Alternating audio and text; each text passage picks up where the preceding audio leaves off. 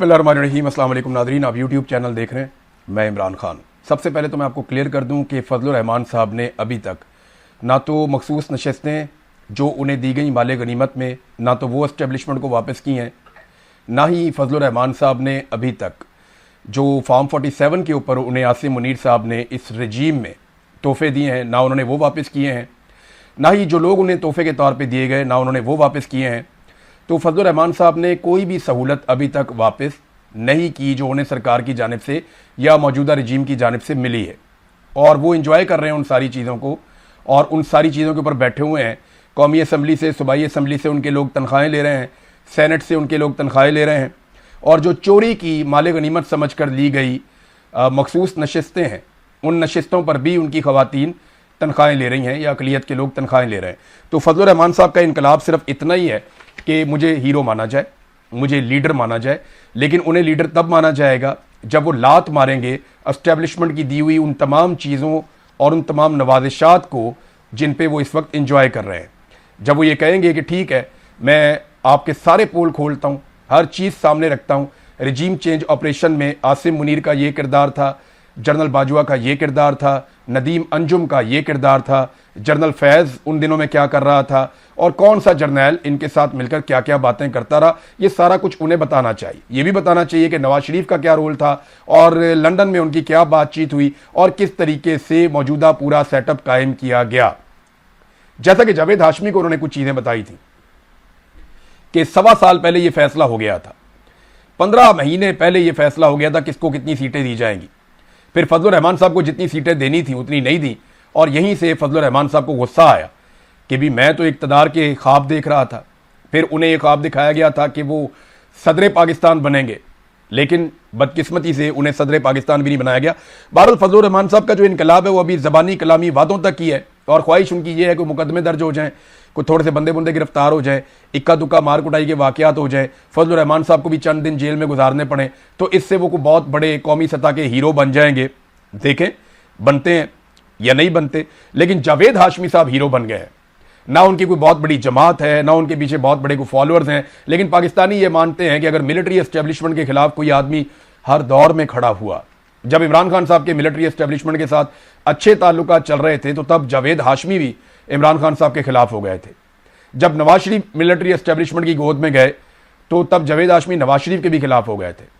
तो जावेद हाशमी ने हर दौर में लंबे अरसे से मिलिट्री एस्टेब्लिशमेंट का मुकाबला किया। कम से कम परवेज मुशर्रफ के दौर के बाद से लेकर अब तक आखिरी 25-30 साल तो उन्होंने शानदार गुजारे मिलिट्री एस्टेब्लिशमेंट के खिलाफ। और अब मरियम नवाज की हुकूमत ने उनके ऊपर जो पर्चा दिया है वो बिजली चोरी का दिया है। आप अंदाजा करें, इतना बड़ा लीडर है, इतनी उसने सऊबतें बर्दाश्त की हैं, और इतनी उसने लंबी लड़ाई लड़ी है। नवाज शरीफ के लिए वो डट कर खड़ा हुआ उस वक्त जब नवाज शरीफ के अपने खानदान में कोई उसके लिए खड़ा होने के लिए तैयार नहीं था, और आज उस शख्स को बिजली चोरी के मुकदमे में मरियम नवाज की सरकार ने गिरफ्तार कर लिया। तो ये चीज़ें तो बताती हैं कि शरीफ खानदान की किस नौइयत की सियासत है और किस लेवल के ये लोग हैं। नाज़रीन, नौरीन नियाज़ी की बातचीत चल रही थी, NCCIA ने उन्हें तलब कर दिया है, यानी FIA का वो विंग जो देखता है इन मामलात को कि कोई सोशल मीडिया के ऊपर या मीडिया के ऊपर किसी ने ऐसी बात की है जो काबिल एतराज़ है, तो वो उसके ऊपर फौरी तौर पे मुकदमा करते हैं, बुलवाते हैं। तो उन्होंने नोटिस जारी कर दिया एंकर को भी और नौरीन नियाज़ी साहिबा को भी। तो इनका तो मौक़िफ़ होगा बड़ा सादा। देखिए, अब जो चीज़ें सामने आ रही हैं या जो करीबी सोर्सेज है जो क्लेम कर रहे हैं, मेरी उनसे बात नहीं हुई अभी तक नौरीन नियाज़ी साहिबा से, उम्मीद है एक आधे दिन में मेरी उनसे बात हो जाएगी तो मैं उनसे पूछ पाऊँगा कि एक्चुअली हुआ क्या था। लेकिन जो मुझे समझ आ रही है वो ये है कि वो एक दुखी खातून है, उनका बेटा जो है वो फ़ौजी अदालतों ने पकड़ के सज़ा दे दी, और फ़ौज की तहवील में रहा वो लंबे अरसे तक। 3 साल से उनका बेटा गिरफ्तार है, 3 साल से उनका भाई बेगुनाह गिरफ्तार है, कैद तन्हाई में इन लोगों को रखा हुआ है, निशान इबरत इन्हें बनाया गया है, भाई की आंख ज़ाया हो गई है। और ऐसे माहौल में एक एंकर उनके साथ बैठता है और वो कहती हैं जी कि जो सोर्सेज बता रहे हैं वो ये कि ये ऑफ द रिकॉर्ड बातचीत हो रही थी, यानी ये इंटरव्यू शुरू होने से पहले की बातचीत है, और इसमें उन्होंने कुछ ऐसे जुमले बोले जो एक दुखी औरत बोल सकती है, जिसका दिल दुखा हुआ हो, जिसको तकलीफ हुई हो, वो तो बदमाएं भी देता है जोड़ियां उठा के। यानी अगर ऑफ द रिकॉर्ड लोगों की आप बातचीत सुने, जो ऑफ द रिकॉर्ड लोग करते हैं सड़कों पे, लोग इतनी इतनी मोटी गालियां देते हैं एस्टेब्लिशमेंट के किरदारों को, इस हुकूमत को लोग इतनी गंदी गालियां देते हैं कि कानों से धुएं निकल आते हैं। जो बदवाएं लोग देते हैं मौजूदा मिलिट्री एस्टेब्लिशमेंट के जर्नैलों को, कानों से धुएं निकल आते हैं। ऐसी बदवाएं और ऐसी गालियां लोग देते हैं, तो वो ऑन एयर नहीं जाती ना, इसलिए किसी के ऊपर मुकदमा नहीं होता। लोग ऑफ द रिकॉर्ड बैठते हैं, चार दीवारी के अंदर बैठते हैं, बाहर किसी पार्क में बैठते हैं, कोई सड़क पे मिल जाता है तो लोग झोलियां उठा के बदवाएं कर रहे होते हैं। जो लोगों ने हरमैन शरीफैन के अंदर बदवाएं की हैं ना इन लोगों के लिए, पाकिस्तान के मौजूदा रिजीम के लिए, चाहे उसमें मिलिट्री एस्टेब्लिशमेंट के जर्नैल हैं, चाहे उसके अंदर कोई सियासतदान है, चाहे वो जालिमों की सहूलत करने वाले सहूलतकार हैं, तो लोगों ने जो खाना काबा और मस्जिद नबवी में बददुआएं दी हैं ना, वो अगर आप ऑन एयर कर दें तो इनके कानों से धुआं निकल आएगा। ये डर जाएंगे कि लोग इनके बारे में क्या सोचते हैं। मैंने तो अपने कानों से सुना है, मैंने तो खुद देखा है। मैं 2 मरतबा गया हूं हरम में और मैंने वहां सुना लोग कैसे इनके लिए बददुआ करते हैं और कैसे इमरान खान के लिए इस वक्त दुआएं मांग रहे हैं लोग। तो ये चीजें ऑन एयर नहीं जाती, जो ऑफ द रिकॉर्ड चीजें होती हैं वो ऑफ द रिकॉर्ड ही रहती हैं।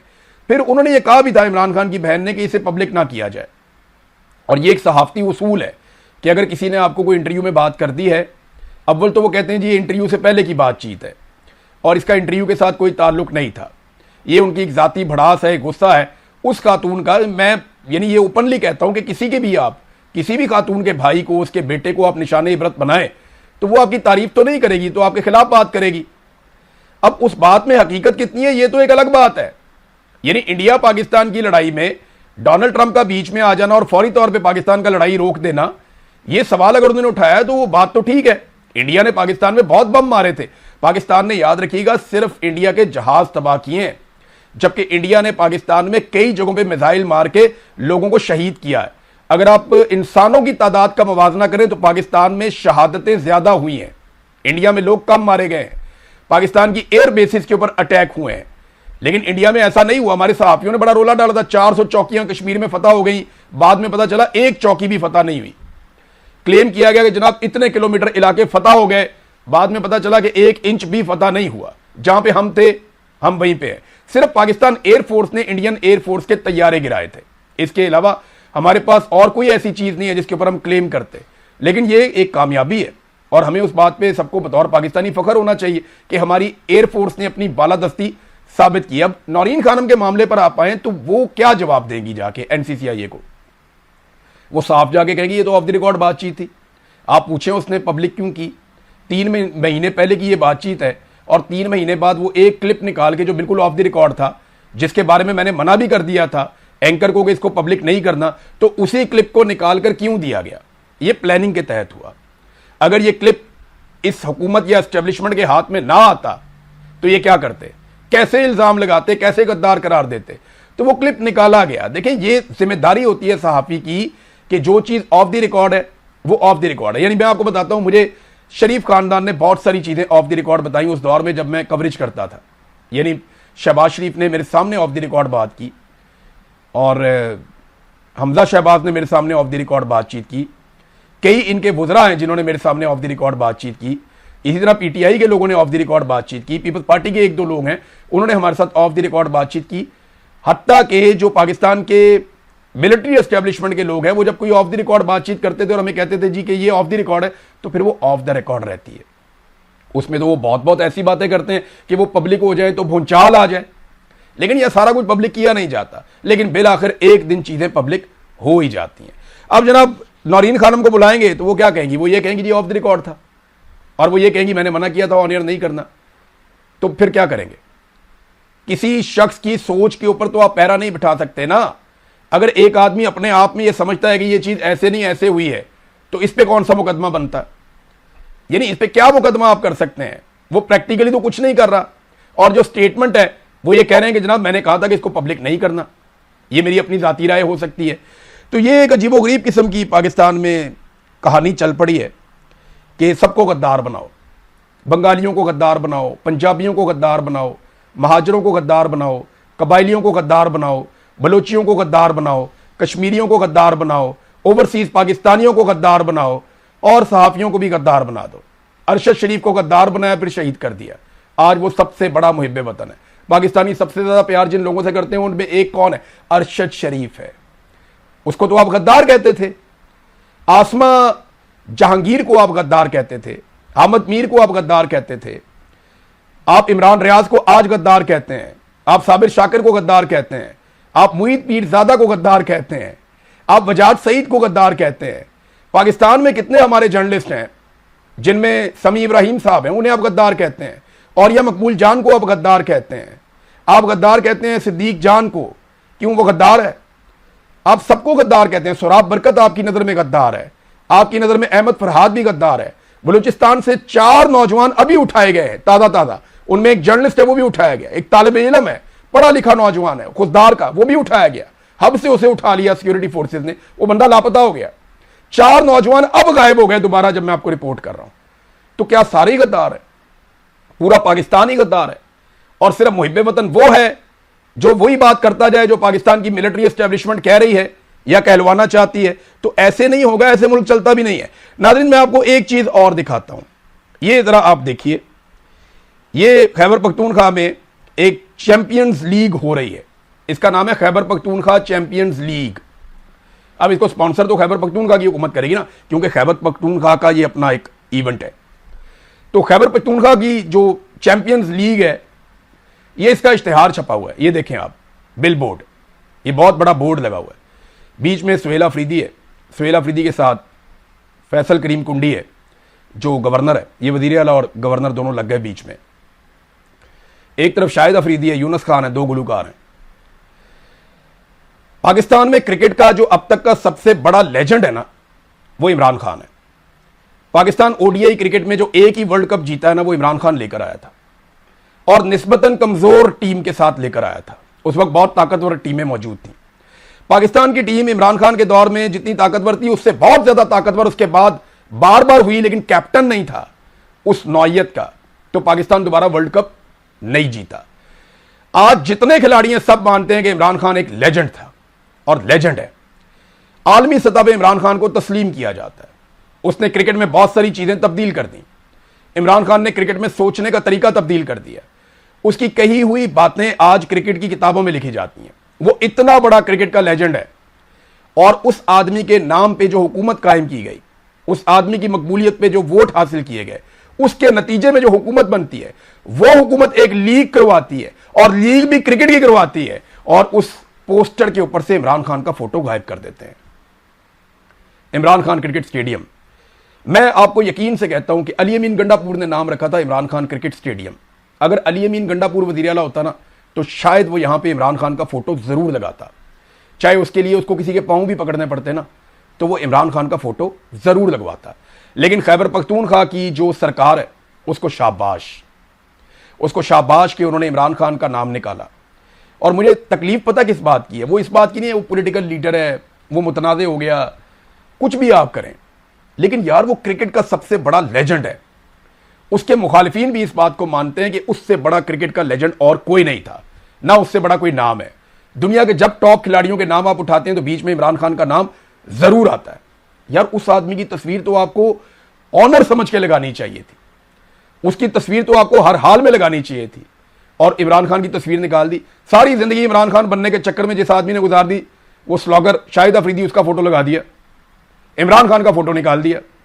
और इमरान खान का फोटो लगाना चाहिए था, सबसे बड़ा लगाना चाहिए था, बैकग्राउंड में लगाना चाहिए था, क्योंकि वही है क्रिकेट लेजेंड। उसकी वजह से पाकिस्तान में क्रिकेट को इतनी पहचान मिली। बहुत सारे लोग उसकी वजह से क्रिकेट देखना शुरू हुए और क्रिकेट को पसंद करते हैं। आपके जितने फास्ट बॉलर आते हैं उनमें ज्यादातर कहते हैं हम इमरान खान से मुतासिर होकर क्रिकेट में आए थे, हम इमरान खान को फॉलो करते थे। फास्ट बॉलर्स की लाइन लगा दी थी 92 के वर्ल्ड कप के बाद, और एक से एक बढ़ के फास्ट बॉलर्स आए। सब कहते हैं कि हम इमरान खान को फॉलो करते थे, लेकिन आज इमरान खान साहब की अपनी बनाई हुई जमात और इमरान खान साहब की अपनी दी हुई हुकूमत उनका फोटो नहीं लगाती। इतने बड़े लेजेंड के साथ ये पाकिस्तान के साथ ज्यादती है, इमरान खान के साथ ये क्या ज्यादती करेंगे? मुराद सईद ने कहा था ना कि वो किसी फोटो का या किसी पब्लिसिटी का या कहीं पे नाम लिखने का मोहताज इमरान खान नहीं है, लेकिन ये लोग अपने साथ ज्यादती कर रहे हैं, खेल के साथ ज्यादती कर रहे हैं। नाज़रीन, राणा सनाउल्लाह ने एक बड़ा अजीबोगरीब स्टेटमेंट दे दिया। उन्होंने कहा, कबायली इलाके के लोगों को अगर हमने ये कहा है कि दहशतगर्दों के खिलाफ वो अपनी अहलियत में इजाफा करें या अपनी सदाद में इजाफा करें, तो इसमें क्या फर्क पड़ता है? ये बैंक वाले भी जो हैं मुख्तलिफ शहरों में, बैंकों वाले भी तो अपने सिक्योरिटी गार्ड रखते हैं। राणा सनाउल्लाह साहब को ना कबाइल का पता ही नहीं है। वो कबायली दस्तूर, कबायली रवाज के बारे में बिल्कुल नहीं जानते। उन्हें बिल्कुल आइडिया नहीं है कि वो मामला कितने हसास हैं, और इतने हसास मामले के ऊपर उठ के ऐसी गैर जिम्मेदाराना स्टेटमेंट दे दी। और भाई ये जो दहशतगर्द हैं या जो दूसरे लोग हैं, इनको जब भी आप आपस में लड़ाएंगे तो ये कबाइल की लड़ाई हो जाएगी और ये लड़ाई कई दहाइयों तक चलेगी। बेशुमार जो दहशतगर्द हैं उनका ताल्लुक इन्हीं इलाकों से है। वो इन्हीं में से किसी कबीले का है, कोई किसी कबीले का है, कोई किसी कबीले का है, कोई महसूद है, कोई वजीर है, कोई कुछ है। इनके नाम आप देखें ना, उनकी कौमों के नाम साथ लिखे हुए हैं। आप कबाइल के बीच में लड़ाई करवा देंगे, वो लड़ाई कई दहाइयों तक चलती रहेगी। ये लड़ाई ना हो इसलिए न्यूट्रल इदारे बनाए जाते हैं कि जहां पे कोई आदमी कानून को हाथ में लेगा, जुर्म करेगा, उसको इदारे सजा देंगे। कबाइल को आपस में ना लड़ाया जाए, इसलिए कबाइल के बीच में एक ऐसी फोर्स कायम की जाती है जिसे कहा जाता है कि लॉ इन्फोर्समेंट है। यह अमनो अमान को कायम करेगी। जब आप लोगों को ही कहेंगे बंदूक उठा के एक दूसरे के गले पड़ जाओ, तो ये कई दहाइयों तक वो दहशतगर्दी तो बीच में रह जाएगी, इन कबाइलियों की लड़ाई खत्म नहीं होगी। ऐसे ऐसे अक्लमंद और ऐसे ऐसे दानश्वर लाके बिठाए गए। और कबाइल की अगर लड़ाई हो जाएगी तो फायदा किसका होगा? ये लोग लड़ेंगे, मरेंगे, और वहां फायदा वो लोग उठाएंगे जो वहां से मादनियात निकालना चाहते हैं, वो लोग जो वसाइल पे कब्जा करना चाहते हैं। लिहाजा राणा सनाउल्लाह साहब को थोड़ा सा उस इलाके के डायनामिक्स को समझना पड़ेगा, देखना पड़ेगा कि वहां के लोग कैसे सोचते हैं, कैसे रहते हैं, उनके रस्मों रिवाज क्या हैं और वो जिंदगी कैसे गुजारते हैं, उनकी रवायात क्या है। वो लड़ पड़ेंगे, फिर आप छुड़ा भी नहीं पाएंगे। वो आपके गले पड़ी हुई है ना एक लड़ाई पारा चनार वाली, वो छूटती नहीं है। आप उसको कभी कुछ नाम देते हैं, कभी कुछ नाम देते हैं, कभी कुछ नाम देते हैं, लड़ाई नहीं छूटती। लिहाजा लड़ाई बढ़ाने की बजाय गवर्नमेंट का काम यह नहीं होता कि वो फ्यूल तैयार करे कि तुम हथियार उठा लो, तुम भी उठा लो, तुम भी उठा लो, एक दूसरे को मारो। नहीं, यह सरकार का काम नहीं है। सरकार का काम है रिट ऑफ द गवर्नमेंट कायम करना। वो जो बलूचिस्तान के अंदर धरने के मुतासरीन ने मुतालबात किए थे, वो सरकार का काम है। वो जो कश्मीर के अंदर मुतासरीन कह रहे हैं, वो सरकार का काम है। कश्मीर पे भी नादरीन खबरें आ रही हैं, वहां पे बंद जगहों के ऊपर चारों तरफ से जहां पे मुहासरा किया हुआ है और अहाते जो हैं मुख्तलिफ, उनके अंदर जो है पॉलिटिकल एक्टिविटीज नून लीग और पीपल्स पार्टी करके वीडियोस जारी कर रहे हैं। यानी 200-400 बंदा इकट्ठा करते हैं, एक वीडियो बनाते हैं जज्बाती सी, जोर जोर से शोर मचाते हैं, नारे लगाते हैं। बंदे कौन होते हैं? ज्यादातर सिक्योरिटी गार्ड हैं, मकामी पुराने कारकुन हैं, या वो जो अपने जाती मुलाजमीन हैं, उन्हें इकट्ठा करके रोला रुला डाल देते हैं। 10-15 बंदे इकट्ठे होकर किसी एक जगह के ऊपर, बाकी अपने मुलाजमों को ले आते हैं, बंदों को ले आते हैं, इलाके से कोई इधर उधर से पकड़ लेते हैं, ला के रोला रुला डाल के अहाते के अंदर, बाहर नहीं निकलते, और वीडियो बना के डाल रहे हैं जनाब हमारी बड़ी शानदार कंपेन चल रही। टक्के की कंपेन नहीं चल रही। आजाद कश्मीर में खुल के गली मोहल्ले में नहीं जा सकते। खवातीन ने डंडे और पत्थर मारे हैं इन्हें, खवातीन और बच्चे अंडे फेंकते हैं इनके ऊपर जहां ये निकलते हैं कंपेन करने के लिए। ये हालात आजाद कश्मीर में पैदा हो गए हैं। और अगर जॉइंट अवामी एक्शन कमेटी और पाकिस्तान तहरीक इंसाफ इस बाइकआउट को जारी रखते हैं तो याद रखिएगा ये कश्मीर की तारीख का सबसे मुतनाज़े इलेक्शन होगा और हमारे दुश्मनों को हमारे ऊपर उंगली उठाने का हमेशा के लिए मौका मिल जाएगा। और यह मौका भी अल्लाह के फजल से पाकिस्तान की मिलिट्री एस्टेब्लिशमेंट हमारे दुश्मन को प्रोवाइड करेगी। नाजरीन, ईरान पे बहुत शदीद हमले इस वक्त अमेरिका कर रहा है और डोनाल्ड ट्रंप ने जो लेटेस्ट हुक्म दिया वो ये है कि जहन्नुम के दरवाजे खोल दिए जाएं ईरान के ऊपर। उसकी वजह यह है कि उर्दन में अमेरिका का एक फौजी लापता हो गया, 2 फौजी मारे गए हैं और चंद फौजी उसके जख्मी भी हो गए हैं। उर्दन में ईरान ने बड़ी कामयाबी के साथ अमरीकी बेसिस को या जहां पे अमेरिकन इंस्टॉलेशन है उनको निशाना बनाया और ईरान को यह लगता है कि उर्दन में अगर वो सफाया कर देता है एयर डिफेंस सिस्टम का तो फिर इसराइल को निशाना बनाना आसान हो जाएगा।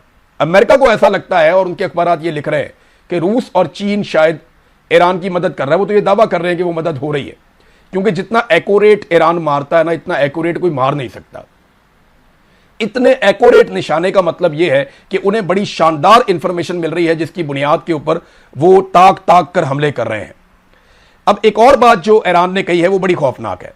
ईरान ने कहा जनाब के फौरी तौर पे जो दुबई है वहां से लोग निकल जाएं जब तक वहां के हवाई अड्डे काम कर रहे हैं, और यह भी बताया कि लड़ाई बढ़ जाएगी और अगर ये लड़ाई नहीं रुकती तो जितने लोग निकल सकते हैं दुबई से वो निकल जाएं। ये ईरानी सिक्योरिटी फोर्सेस की जानिब से कहा गया। अब ईरान जवाबी हमले कर रहा है और अमेरिका ने ईरान में बहुत सारा जो इंफ्रास्ट्रक्चर है वो तबाह कर दिया। मवासलाती निज़ाम ईरान में बुरी तरह तबाह किया है। ट्रांसमिशन को जो है वो निशाना बनाया अमेरिका ने और बहुत तबाही फेरी है। यानी बहुत सारे पुल तबाह कर दिए हैं, बहुत सारे राब्ते मुनक़ता कर दिए हैं।